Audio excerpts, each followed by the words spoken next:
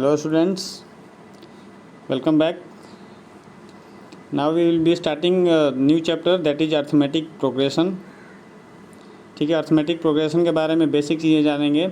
इसमें क्या क्या ऐसी फंडामेंटल और लॉजिकल चीज़ें हैं जो आगे क्वेश्चन करने में हमें आसानी करेगा. ठीक है, तो ये सबसे पहला चैप्टर है और इसमें हम जानेंगे कि कॉन्सेप्ट क्या है, अर्थमेटिक प्रोग्रेशन को अर्थमेटिक प्रोग्रेशन क्यों बोलते हैं और इसका यूजेज क्या हैं, ये किस टाइप के होते हैं. ठीक है, तो सबसे पहले हम इसका डेफिनीशन पे चलते हैं. डेफिनीशन में क्या दिया है, arithmetic progression is a sequence of numbers. मतलब कुछ नंबर्स हैं जिसका एक सीक्वेंस है, सीक्वेंस. ठीक है, ऐसा नहीं है कि बिना सीक्वेंस का है, देयर इज ए सीक्वेंस. तो arithmetic progression is a sequence of numbers in which the difference between any two consecutive numbers is constant. ठीक है, मतलब ये एक सीक्वेंस ऑफ नंबर्स हैं, नंबर का एक सीक्वेंस है दैट ये मे भी फाइनाइट और इनफाइनाइट. ये हो सकता है कि यहीं तक हो, लास्ट नंबर दिया हो, या हो सकता है ये आगे बढ़ते जाए. सॉरी.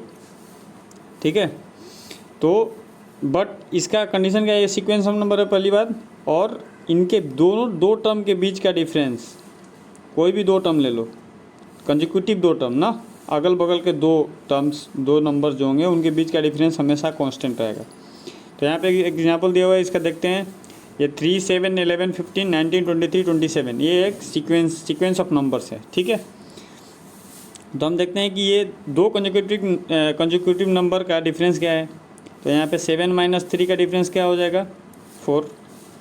11 - 7 का डिफरेंस क्या हो जाएगा, 4. 15 - 11 का डिफरेंस क्या हो जाएगा, 4. तो हम क्या देख रहे हैं, यहाँ पे डिफरेंस जो है वो सिमिलर है, 4 है ना. तो इसको हम बोलेंगे अर्थमेटिक प्रोग्रेशन. तो फिर से एक बार डेफिनेशन देखते हैं. Arithmetic progression is a sequence of number, ये याद रखना है, ये एक सीक्वेंस में है, in which the difference between consecutive terms is constant. दो कंसेक्यूटिव अगल बगल, कंसेक्यूटिव मतलब पड़ोसी टर्म्स का जो डिफरेंस है that will always be constant. ठीक है, अब आगे देखेंगे कि कांस्टेंट मतलब क्या होता है. तो एक बार और देखते हैं इसमें क्या दिया हुआ है. इसमें दिया हुआ है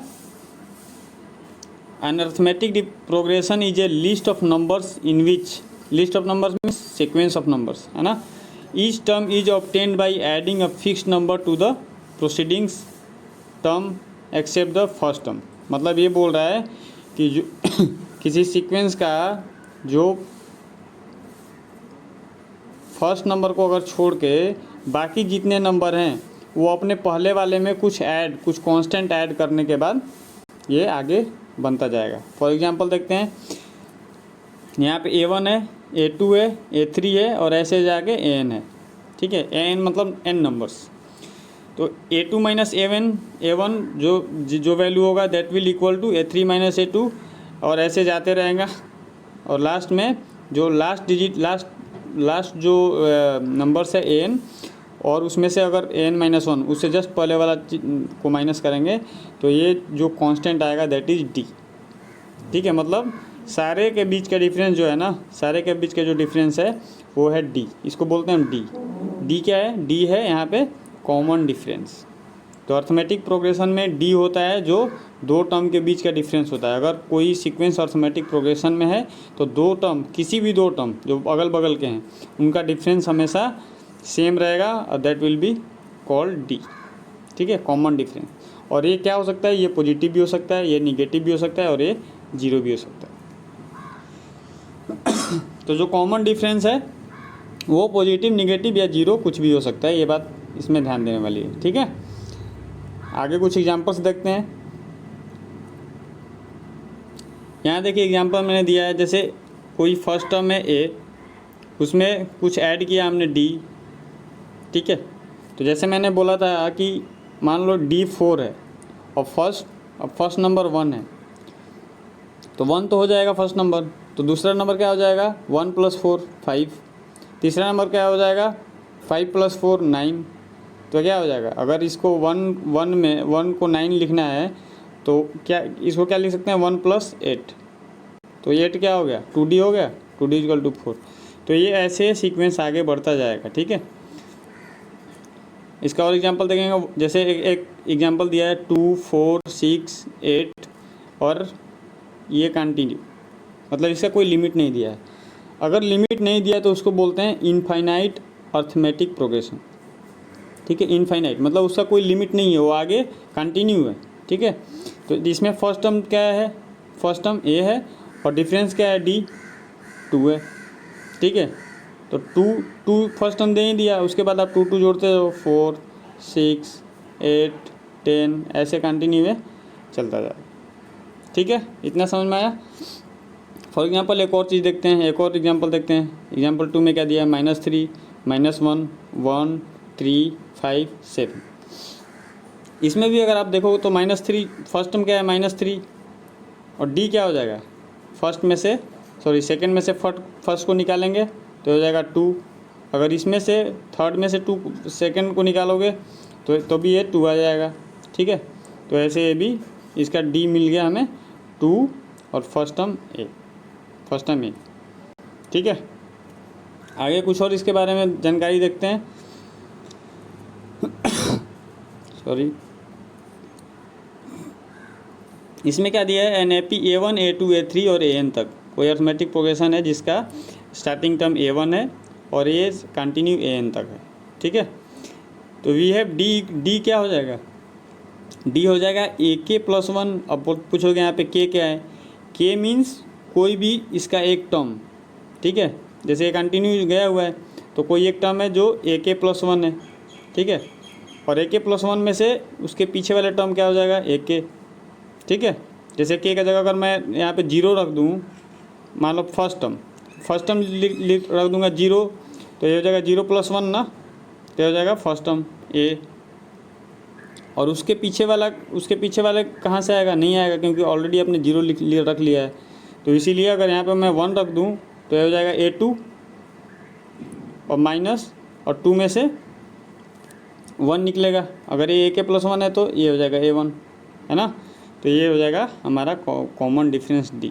ठीक है, where AK + 1 and AK are the K + 1 term and K term. ठीक है, K से कोई कन्फ्यूजन की जरूरत नहीं है, ये डिनोट कर रहा है कि ये कौन सा टर्म है उस प्रोग्रेशन में। कोई अगर प्रोग्रेशन दिया हुआ है उसमें कौन सा टर्म है उसको डिनोट कर रहा है। To obtain D in a given AP we need not find all of, मतलब अगर आप किसी अर्थमेटिक प्रोग्रेशन में D निकालना है तो आपको सारे को निकालने की ज़रूरत नहीं है। सारे ऐसे तो बहुत सारे हो जाएंगे, आपको केवल तीन भी निकाल दोगे तो इससे प्रूफ हो जाएगा कि वो अर्थमेटिक प्रोग्रेशन है। मतलब A2 - A1 निकाल लो, A3 - A2 A4 - A3। और हमेशा याद रखना कि कॉन्जिक्यूटिव होना चाहिए, ऐसा नहीं हो कि A3 - A1 निकालोगे, नहीं, A3 - A2 ही रहेगा, A4 - A3 ही रहेगा, A4 - A1 नहीं होगा कभी भी। तो कॉन्जिक्यूटिव हमेशा ध्यान में रहना चाहिए। ठीक है, नेक्स्ट स्लाइड पे चलते हैं। इसमें कुछ एग्जांपल दिया है, उसको हम देखते हैं कि ये अर्थमेटिक प्रोग्रेशन है कि नहीं।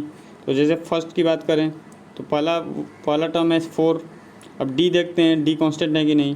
तो 10 - 4 = 6, 16 - 10 = 6 और 22 - 16 = 6। तो ये सब सेम आ गया, तो दैट डिनोट D। ठीक है, तो ये क्या है सॉरी, तो ये अर्थमेटिक प्रोग्रेशन है जिसका फर्स्ट टर्म क्या है A है और D कितना है 6। इतना समझ में आया। सेम सेकंड की बात करें तो ये फर्स्ट टर्म 1 है। ठीक है, और अब देखेंगे कि ये कितना है, -1 में से 1 को माइनस करेंगे तो ये हो जाएगा -2। ठीक है, -3 में से सेकंड को माइनस करेंगे इसको तो ये कितना हो जाएगा, -3 + 1 -2। थर्ड में से -5 में से -3 करेंगे तो कितना हो जाएगा -2। तो ये भी एक अर्थमेटिक प्रोग्रेशन होगा जिसका फर्स्ट टर्म है A1 और D हो जाएगा -2। तो A1 में -2 ऐड करते जाएंगे तो ये आपका अर्थमेटिक प्रोग्रेशन बन जाएगा। अब ये दोनों अर्थमेटिक प्रोग्रेशन कौन से हैं, हो जाएंगे इनफाइनाइट, क्योंकि इसमें लास्ट टर्म नहीं दिया है। लास्ट टर्म दिया रहता तो that will be finite, but last term is not given, so that's why it will call infinite. अगर यहीं पे मैं इसको इस प्रोग्रेशन को यहीं पे स्टॉप कर दूँ, आगे डॉट डॉट ना लिखूँ, तो दैट विल बी फाइनाइट, क्योंकि लास्ट टर्म दिया हुआ है। ठीक है, तो हमने अर्थमेटिक प्रोग्रेशन में क्या क्या देखा। हमने अर्थमेटिक प्रोग्रेशन में देखा पहली बात कि कोई सीक्वेंस होगा, कोई भी एक सीक्वेंस होगा जिसका कॉमन डिफरेंस हमेशा सेम होगा। ठीक है, और कॉमन डिफरेंस पॉजिटिव भी हो सकता है, निगेटिव भी हो सकता है, या जीरो भी हो सकता है ना। डी का वैल्यू जीरो भी हो सकता है, प्लस हो सकता है, माइनस हो सकता है, ये भी ध्यान रखना। ठीक है, उसके बाद और क्या हमने पढ़ा, और पढ़ा फाइनाइट एपी। फाइनाइट एपी क्या होता है, जिसका लास्ट टर्म फिक्स होता है, जो लास्ट टर्म होगा दैट विल फिक्स। और इनफाइनाइट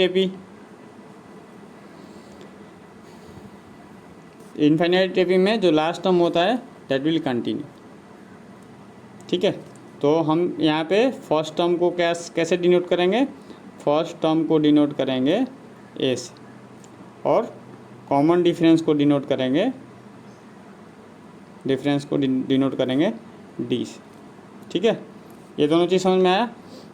और डी, अगर किसी सीक्वेंस में डी जो किसी भी कंजिक्यूटिव, एक और चीज़ इसमें हमने सीखा, जो भी हम माइनस करेंगे डी का वैल्यू निकालने के लिए, वो दो जो नंबर होगा दैट विल बी कंजिक्यूटिव, मतलब पड़ोसी नंबर होंगे अगल बगल वाले। और पड़ोसी नंबर का जो डिफरेंस है वो कम से कम 3 में सेम आ गया तो उसको हम डिक्लेयर कर देंगे दैट विल बी एपी। वो जो प्रोग्रेशन होगा वो है अर्थमेटिक प्रोग्रेशन। तो आशा करता हूँ कि अर्थमेटिक प्रोग्रेशन का बेसिक चीज़ें आपको समझ में आया। और दूसरी चीज़ें जानकारी देना चाहता हूँ कि अर्थमेटिक प्रोग्रेशन का बहुत सारा पार्ट जो है ना, जब आप 10th ख़त्म करोगे, 12th ख़त्म करोगे, तो जिसको हम बोलते हैं रीजनिंग, तो रीजनिंग में भी प्रोग्रेशन का एक बहुत ही ब्रॉड चैप्टर है, और एक एग्जाम्स में उसमें से क्वेश्चन पक्का आते हैं।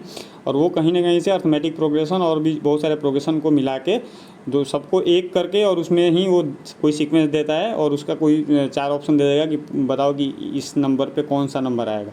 तो सबसे पहले आप उस सीक्वेंस को देख के आपको डिसाइड करना पड़ेगा, तो उस समय ये चीज़ें काम आएगी। तो हमेशा आप मानो कि this is the very important chapter in future point of view. Competitive exams में ये बहुत ही इंपॉर्टेंट चैप्टर होने वाला है आपके लिए। ठीक है, तो अभी इसके बाद हम सीधे इसके चैप्टर्स पे चलेंगे, एक्सरसाइजेज पे। तब तक के लिए थैंक यू।